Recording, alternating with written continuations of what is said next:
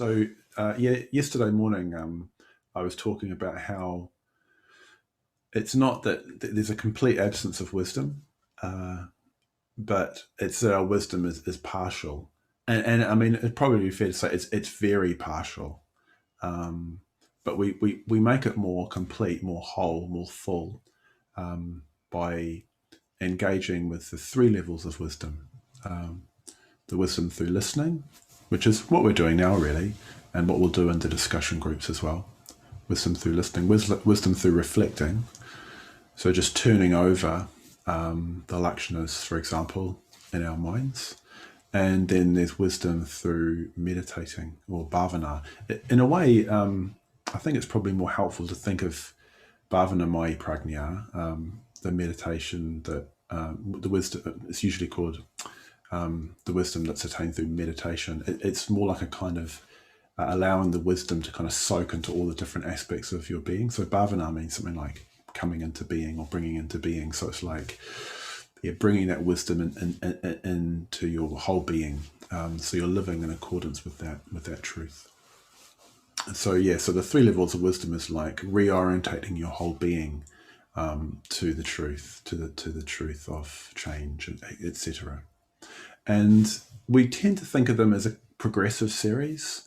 First listening, then reflecting, and then meditating. But I was just reflecting that in the talk we heard last night, Atulya Mitra was talking about Yasa, this very early disciple of the Buddha.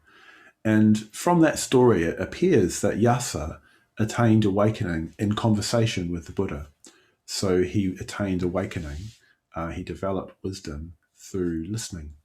And actually, if you look at the Pali Canon, these ancient accounts of early disciples of the Buddha, very often people gain liberation through communication, direct communication with the Buddha, which is quite interesting to note. It suggests the possibilities within human communication for not just knowledge, but actual wisdom, realization. So I just wanted to start by pointing that out. So this talk is about the three Vimoksha Mukkhas, the so-called gateways to liberation. And they're said to open, those gates are said to open when we reflect on our experience in the light of the three lakshanas, when we reflect on our experience in the light of impermanence, in the light of unsatisfactoriness or dukkha, and in the light of insubstantiality, or the fact that things are devoid of unchanging selfhood.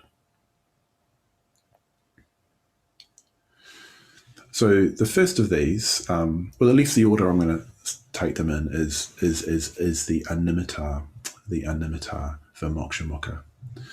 So that word Animitta means something like sign or image. So it's the imageless or the signless.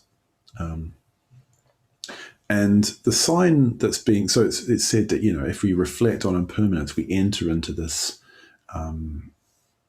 gateway to liberation. It's also often referred to as a samadhi, as a deep meditative absorption, this animitta. And it's a bit like the suggestion you get from the tradition is that it's how you move from deep absorption to wisdom. It's like a bridge, or a gateway.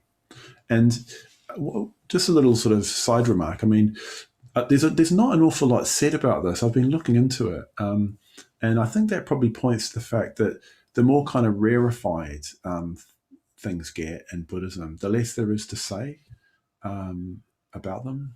So that might mean that this talk's a wee bit shorter than the one yesterday, but let's see. I'll try and say something. So really what this is me trying to reflect on what that might mean, and hopefully something that I'll say will be of interest. But anyway, yes, so the animitta means the signless or the imageless. So the sign that's being pointed to, sign in the sense of a sign that points to something, almost like a signpost on the side of the road. It's pointing to something, it's indicating something. So it said that when you enter the samadhi, there are no images, there are no signs. And so the signs I think that are being pointed to are our concepts. So all the time we're conceptualizing the world that we live in. We're making sense of what's happening with concepts, with ideas. And sometimes that word concept can sound very highfalutin, but it's kind of everyday. Like we have a concept of porridge, and we have a concept of tea, and that concept that we have corresponds to a whole series of experiences and objects and things. So it's not necessarily a highfalutin or very refined thing, a concept, but it could be. It could be. So when I was thinking about this, a line from a puja came into my mind. It's a puja to do with Vajrasattva, who's the embodiment of purity. And the puja says, fear of the death experience is really my own conceptualizing. So again, I mentioned this yesterday, sometimes when we've got a big event coming up and death is a big event, we conceptualize it, and then we have all kinds of emotional responses, including fear, to our conceptualizing. This is, again, I think this is something you notice when you start meditating. You start realizing that our emotional responses to something that we're conceptualizing, they're not necessarily to do with something that's actually happening. It's quite a shock, actually, when you realize that, I think, that you're actually making these emotions yourself, that they're not necessarily corresponding to any actually existing event at all, except something that's going on in your mind. But anyway, so fear of the death experience is really my own conceptualizing. So if we just entered into that experience without conceptualizing it unhelpfully, presumably it wouldn't be as traumatic. Often it's the way that we think about things that makes them more traumatic. Just on a more everyday level, there used to be, I don't know if it's still there, but in the Georgia Street Arcade in Dublin, there's a piercing salon, is that what you call it? I don't know, but a little booth where you can get piercings, and they've got a little sign on the side of the piercing place that says, "The more you think, the more it hurts." So you know that thing, you're getting a piercing, and you kind of get all het up about how it's going to hurt. It's a little bit like getting your COVID jab. You can get quite wound up about it, but really, actually, the pain of getting a piercing in your ear, at least, is really quite minimal. But we can make it more than what it is through the way that we conceptualize. So I think what this is pointing to, this liberation, is where we realize that because of impermanence, we can't actually hold or contain or control life with our conceptual constructions. So we just stop doing it. We let go of that functioning. And again, the most striking example of this I've ever had in my life, actually, is, well, kind of March of last year. Probably all of us had this experience where I had all these plans. I'm sure we all did. I had all these things in my diary, retreats and meetings with people, and nights out, and I don't know, all sorts of things, and in my diary. And over the space of a weekend, it would have been, I think it was about the 17th, 18th, 19th of March, everything was kind of obliterated. All of the plans I had were obliterated. And it was quite actually weirdly kind of exhilarating experience, quite discombobulating, but at the same time quite exhilarating. So I think I'm still kind of trying to reflect on it, because I thought it was really interesting, because what it told me was that I was thinking about those things that were coming up as actually existing in reality when they only existed in my mind. And that's the way we often relate to life, is that we think we know what's going to happen. And impermanence, when we encounter it, often we encounter it when we've got a plan of something that we think is going to happen and it doesn't happen, not the way that we expected. And really, probably, if we're honest, life is never quite the way that we expected it. But we try and make it so. And the reason we do that, I think, is a sense of trying to control something that we feel is chaotic. And if we can control it, then we'll be safe. But of course, it doesn't work because we can't control it, because the world doesn't revolve around our will. Our will is just one little factor in a whole mass of different factors that make the world what it is. So I think this is what this Animitta is reflecting, is communicating, that if we really reflect on impermanence, we start seeing that life isn't quite the way that we're conceptualizing it. It just isn't. You get that, actually. I was thinking as well, when you run a retreat, it's quite exhilarating organizing a retreat, because you can kind of organize it to some extent. You can organize, well, who's going to lead the meditation, and you can devise a theme. You can let people know about it, and people book on. But then you never quite know what's going to come up or come out. And it's one of the things I really like about retreats is things always come up that you couldn't have predicted. And actually, I think part of a retreat is actually embracing that, rather than trying to shy away from that, or trying to control that. You can't control that. So I think you let go of this need to hold or contain or control conceptually. Now, of course, this is a more subtle level of what we try and do a lot of the time, is we can try and control other people, for example.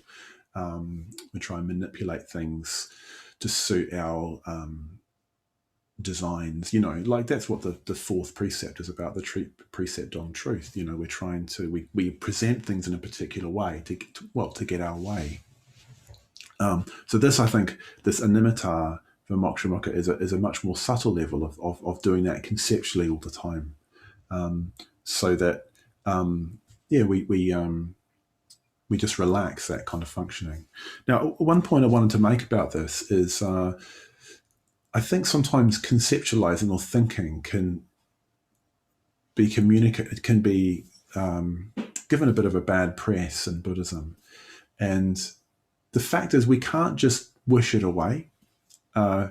It's no good. I mean, we all know this. If you've tried to meditate at all, you know this, that you can't just will your thinking away with force. It doesn't really work like that. What we need to do to begin with, I think, is clarify our thinking, almost sort of purify our thinking, particularly of hindrances, kleshas, craving and hatred and all these kinds of things, so that it can become clearer. And then I think what happens is you get to the point where it just kind of becomes very, very fine. Your thinking becomes very, very fine. Eventually it stops. I mean, if you get into deep meditative absorption, thinking just ceases. I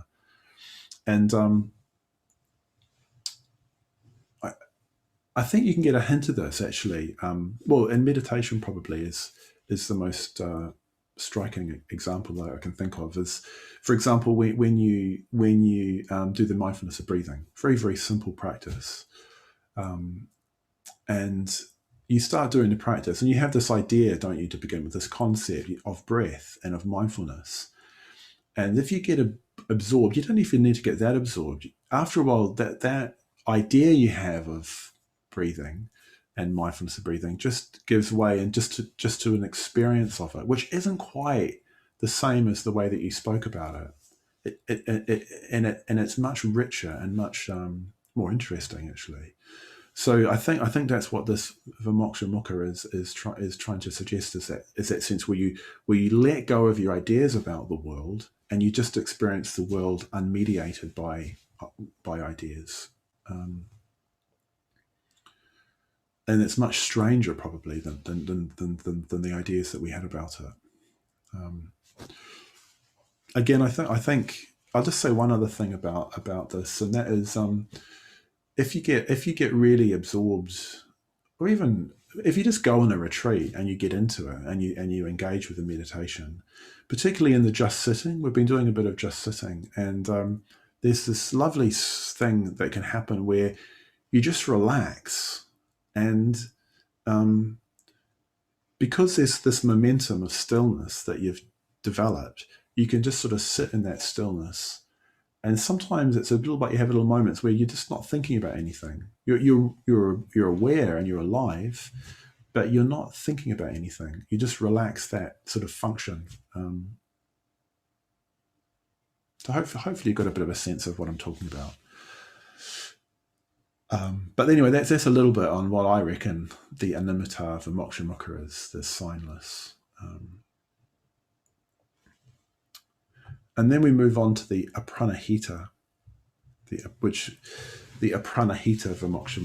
Apranahita means something like biasless or directionless.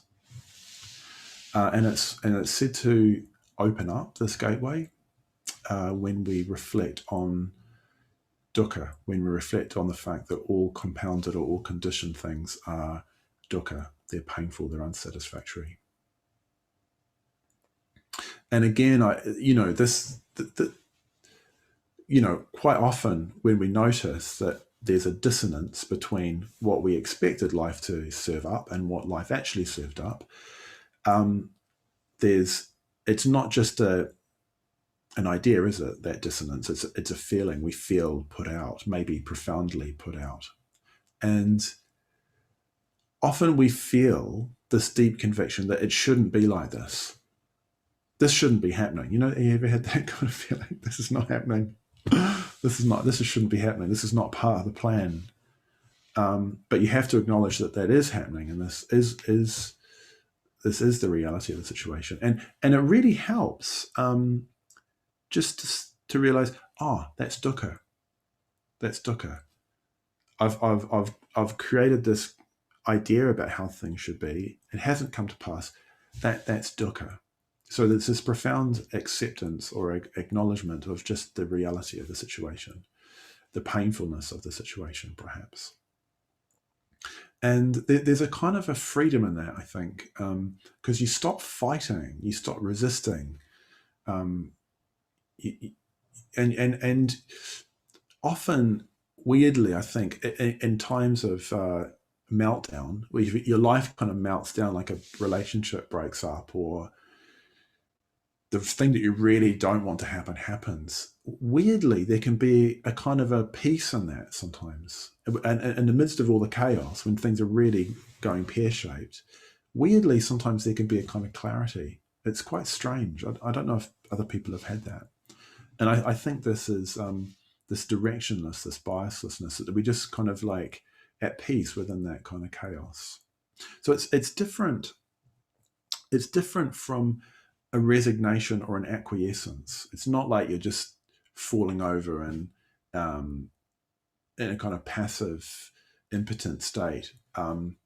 It's much more creative than that. I think it's one of the difficult things about Buddhist teaching is that sometimes when you're talking about freedom and wisdom, it can sound almost a bit sort of bland, a bit sort of neutral. So directionlessness. Generally, if we use that word he's a bit directionless, it's not a positive. It's not a positive designation. But here, it's talking about something which is really positive. So I'll say a bit more about that in a moment. I just wanted to say something about tragedy. So there's something that happens when you see, like, for example, if you read a story, or if you see a play or a film that's tragic. So events are depicted which are painful and difficult. Human beings interacting in a way that's difficult, painful, distressing, violent, etc. And what can happen is when you see that, you come out and you have what's called catharsis. Some of you come across that word. I looked it up, and it's actually much more unclear what it means, because it means all sorts of different things in different contexts. But it originates in the ancient Greek world, this term catharsis. And we often talk about something being cathartic, and it got taken up in a psychoanalytical world, and then psychotherapy and so on. But anyway, what I found really interesting is that word catharsis, when we encounter tragedy and we have that weird feeling that you see something really tragic and you come out of it feeling better. I don't know if you know what I mean, but you might see a really, really tragic film and you come out kind of feeling uplifted by it. I remember the most striking example of this I had was watching that movie called Downfall, which is about the last days of the Third Reich. And you're actually in the bunker in Berlin, and it's really horrific. And I remember coming out of that feeling weirdly uplifted. It was really odd, but maybe you just think I'm a sick individual. But anyway, but yeah, this word catharsis, I looked it up, and apparently it's derived from, or what it means literally is purification, cleansing, or clarification. So purification, cleansing, or clarification. And get this. So Atulya Mitra read those 3 verses from the Dhammapada last night. And this is what the Buddha says. He says, all compounded things. So in relation to the lakshana of dukkha, or unsatisfactoriness, he says, all compounded things are painful. When one sees this with insight, one becomes weary of suffering. This is the way to purity. Or the Visuddhimagga, this is the way to purification. So it's interesting, that idea of purification, you find that in the Dharma as well, that there's some kind of purification that happens when you just have an encounter with the reality of things that's not, it's direct. It purifies you. So he says that actually in relation to all of the lakshanas. When you see things as impermanent, this is the way to purity. When you see things as unsatisfactory, and when you see things as insubstantial, it opens up the way to purity. Interestingly, there's different translations. But when one sees this with insight is the word is prajna or panya in Pali. It means something like clear vision or direct perception or knowledge even. And when that happens, the way Bante has it, or the way he translates it as one becomes weary of suffering. But you can also translate it as turns away from suffering, or even disentangles oneself from suffering. So you sort of start seeing the tangles that you get yourself into. And you particularly with dukkha, one of the tangles we get into is blame. So something happens that's dissonant in our experience, maybe extremely dissonant and painful, and the general instinct, I think, is to try and find someone to blame, or maybe someone to punish for the fact that things haven't gone quite the way you wanted them to. So it's good just to notice that. Often it's not anybody's fault. It's just unsatisfactory. And even if it is somebody's fault, blaming it doesn't really help, because again, it's you're holding on to something. You're investing that your sense of that person with that painful event. That's what we do. We have that painful event. We have a person. We kind of fuse the two together, and that ends up, what you end up with is resentment. So I just wanted to point that out, that blame, I think, is when we don't recognize often what arises when we don't recognize that things are just unsatisfactory, that compounded things are just unsatisfactory.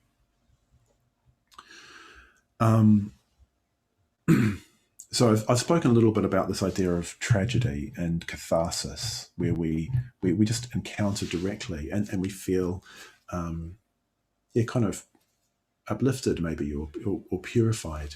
And I was just reminded of a line from Shelley, the poet Shelley. He says, this is to a skylark. He says, "Our sweetest songs are those that tell of saddest thought." Our sweetest songs are those that tell of saddest thought. And I like sad songs. I don't know about you, but there's something about them that kind of helps us through life. Anyway, this could arise as well, just through really listening to somebody, really deep communication with somebody, where you really listen to their story with all its joys and all its sorrows. And there's always both, in anyone's story. When I was a kid, I used to really struggle with this notion of fairness. My mother always used to say to me, well, life isn't fair. And I used to fight with her in my own mind. Maybe I fought with her externally, but generally I sort of fought with her in my own mind about this. And I came to see that in a way she was right, that there's always some kind of unfairness or some kind of sorrow in different people's lives. There's joy as well. I don't want to kind of overdo it, but there's just something when you recognize that there's something that's shot through life. It changes our relationship with a lot of things. I think things become a lot healthier in our relation to our life and in relation to our world. So the image that's given for this Vimokshamukha, this is from Bhante actually. It's quite interesting because it's not an image from nature. It's almost like a modern geometric image. And some of you will know what it is, but it's basically the idea of a sphere, a perfect sphere, on a perfectly flat surface. A perfect sphere on a perfectly flat surface. So there's no compulsion. I think this is the difference between, directionlessness and the usual kind of compulsion that we have. Is the directionlessness is like that sphere. So it can roll in any direction. There's no bias. Yeah, there's no compulsion. So what you've got is something to look at it positively. It's spontaneity. You can respond to whatever is required because you've no compulsion. There's no kind of sense of a groove that you're stuck in. So in that respect, it's this profound responsiveness. So that's a little bit about the Apranahita, the directionless, where we just encounter dukkha and we acknowledge its reality, and that leaves us freedom, profound freedom. And then we've got the shunyata, or the emptiness for Mokshamukha, the emptiness gateway to liberation. Now this is said to open, this gateway to liberation is said to open when we contemplate the not selfness of all compounded things. So the fact that all things are devoid of unchanging selfhood, or as I put it yesterday, all things are insubstantial. So again, it gets even more difficult to say anything meaningful about this. But I just want to say a couple of things. One is that it's quite easy to get in a tangle with this idea of not self. But I think one really helpful way of looking at it, that this comes from Sangharakshita actually. He says, well, it's not that we don't have a self, it's that we always have a new self. So every moment we have a new self. Now, the mistake we make is that we assume, because there's relative stability from the self that's arising from the one that came before, there must be something that's fixed within that. But that's what isn't the case according to this teaching, that there isn't something fixed, but there is this continuity. So there's always a new self. So every moment there's a new self. And if the self that emerges is more or less the same as the one that came before it, well, there's no spiritual development happening. But if the self that emerges from the self that preceded it is fuller, more whole, more aware, etc., then we can say that development is taking place. And this also allows this fact of there not being a fixed, unchanging selfhood allows for something really important, and that is that it allows for completely unknown elements to enter into the stream of our life. So what this suggests very strongly, this for Mokshamukha, is openness. It suggests openness. It suggests spaciousness. So we stop kind of presupposing what's gonna happen, and we allow new elements to emerge into our experience. So it's really important that we do this. Otherwise, what we do is it's almost like through the way that we think about our life, we filter out those things which don't conform to the way that we think about our life.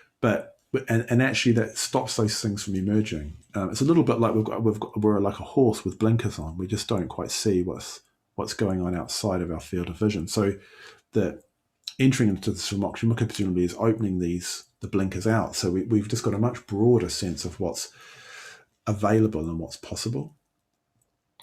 So there's this openness in the space. And I was really glad that that Miriam showed us the blue sky in Donegal, because blue sky is a really powerful image for this.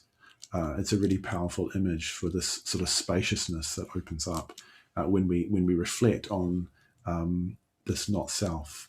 That things.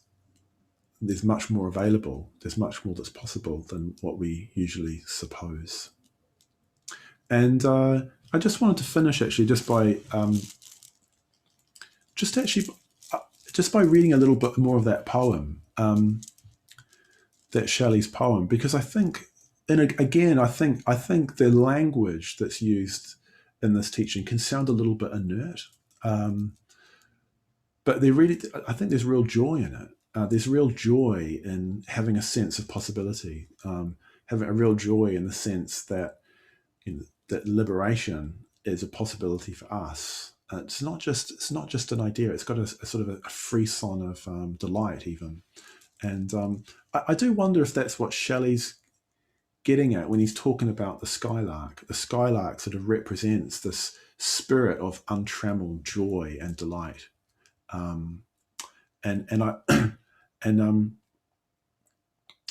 He talks about the skylark in the deep blue, in the blue deep, beg your pardon, the blue deep. So I'm just going to read the first two stanzas of that poem about the skylark, and you can, hopefully that evokes something about this openness in the blue sky and the joy that can emerge from that gateway opening out. Hail to thee, blithe spirit, bird thou never wert, that from heaven or near it pourest thy full heart in profuse strains of unpremeditated art. Higher still and higher, from the earth thou springest like a cloud of fire. The blue deep thou wingest, and singing still dost soar, and soaring ever singest.